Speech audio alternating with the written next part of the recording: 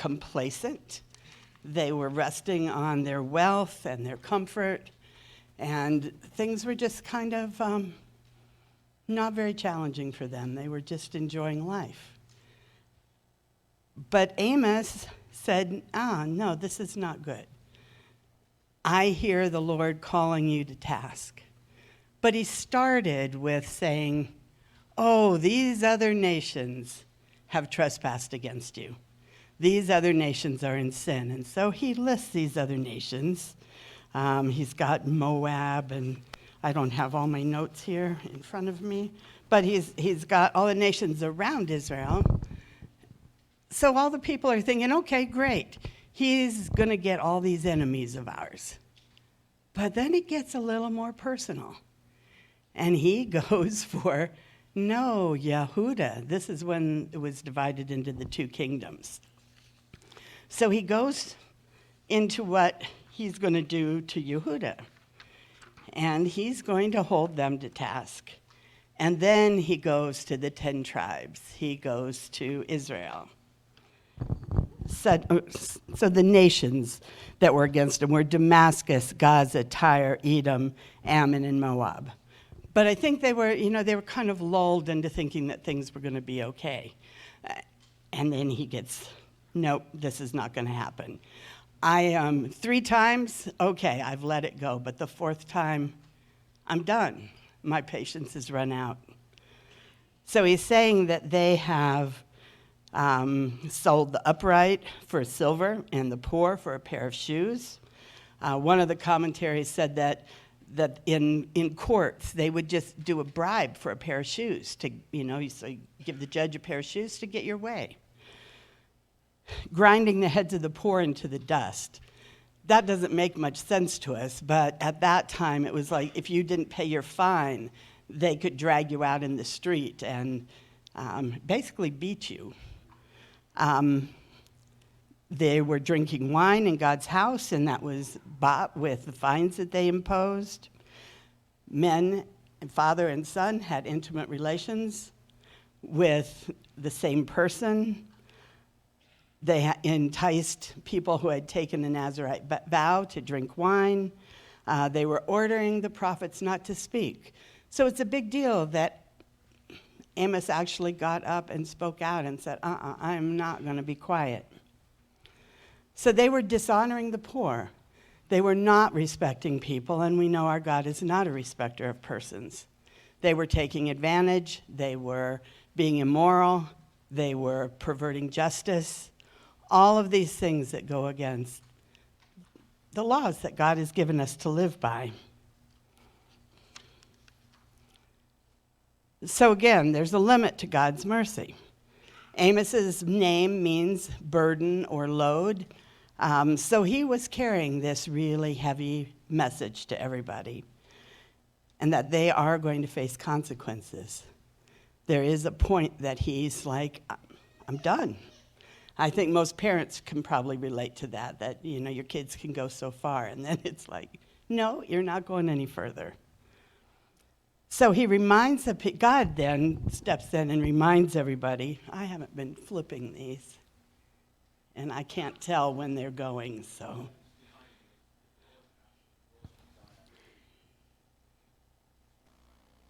Okay, so I'm on this one. Going back. So God is reminding them of all the things that he's done for them. He's saying, I brought you out of Egypt. I've fought your enemies. I've taken care of you. I've fed you. I've done all these things. And you are the only people that I have chosen to be my very own and that I am intimate with. So love is intended to be a reciprocal thing, and it includes a joint responsibility. God loving us does not give us immunity from consequences for our wrong actions. Instead, we have a greater liability. It's like, I think about this in here. We have the pastors with their children. Everybody sees everything that they do. They're held to a higher level of accountability. And we, as God's kids, as the King's kids, are supposed to represent him in the world. So we have a higher accountability too. Actually, this is the good part of it. We're kids of the King of the universe. We should be rejoicing in that and happy to do the things that he is asking us to do. So back to prophets. Prophets are, I'll switch again. They're the watchers on the wall. They're the ones that God calls and uses to warn people to get back in line. He lets us know when we're kind of going out of line, when we're doing things that we shouldn't be doing. And he lets us know that there are going to be consequences if we don't get back in line. So disaster doesn't overwhelm a people without a cause. And I think we can look at our society right now. We've been quiet. We've been complacent. We've rested on our laurels, and we've been happy to just kind of sit and let things be. But I use this thing of a snare doesn't trap its prey unless the prey walks into the trap. You can have the trap there forever, but until that animal walks into it, it doesn't catch him. So that snare is always out there, and it's fine.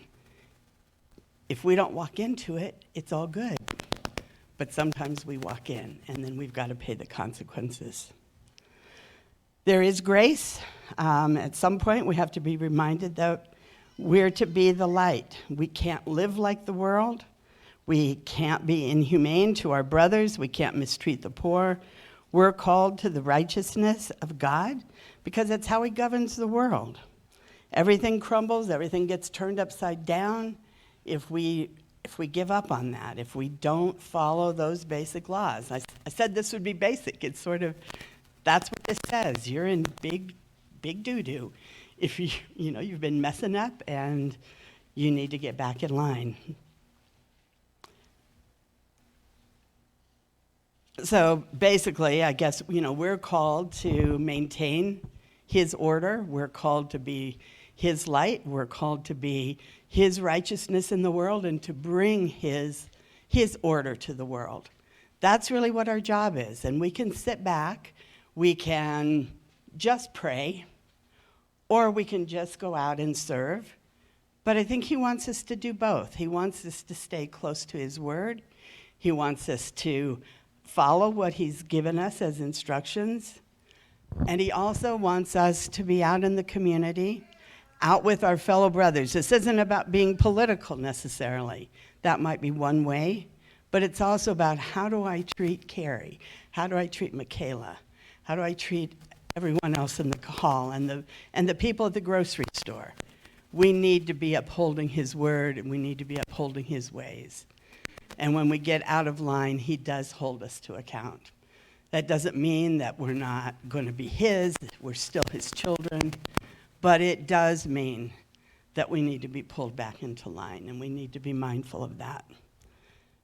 The one really positive thing that I got out of this, though, is we're at a place where tomorrow night starts the Feast of Dedication.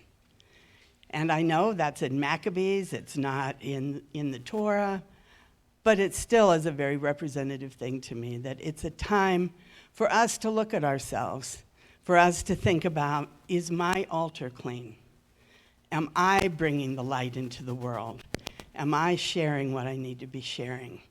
Am I loving my God the way that I need to be loving him? Or is it time for me to be held into account? But it's a time we can reevaluate that. It's a time we can cleanse our altars, a time that we can choose his ways and choose his life and be a light to the world.